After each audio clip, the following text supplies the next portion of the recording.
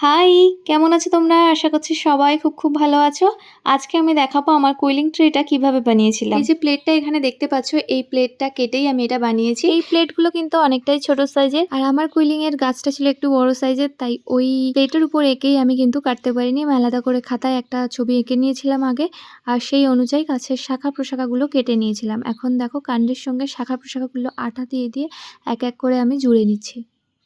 কুইলিংয়ের জন্য যে পাতা আর ফুলের প্রয়োজন সেগুলো আমি কিছুটা পাশে করে রেখেছিলাম, এক্ষুনি দেখালাম।